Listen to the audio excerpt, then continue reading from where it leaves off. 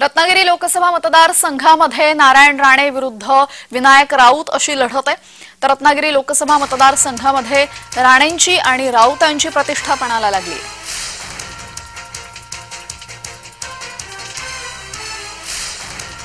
सिंधुदुर्गात नक्की रत्नागिरी सिंधुदुर्गात नक्की कोण बाजी मारणार याकडे सर्वांचं लक्ष आहे।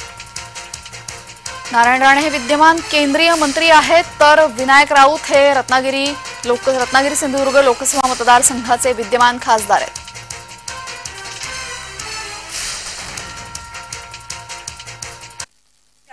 एवढे आले तर काय, आता जेवढे आले कदाचित कमी मतदान पण आमच्या फायद्याचं असू शकतं ना। असं म्हटलं जातं की किरण सामंत सकाळपासून नॉट रिचेबल होते।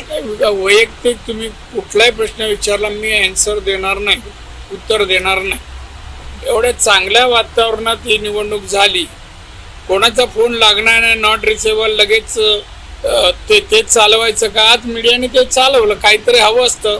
चांगल्याचा कोण तुम्ही चांगुलपणा कुठे दाखवत नाही। काल नारायण राणे यांनी शिंदे गटाच्या आणि भाजपाच्या काही जणांना खूप दमदाटी केलेली आहे की जर मी निवडून नाही आलो तर बघून घेईन, अशा पद्धतीची भाषा वापरलेली आहे।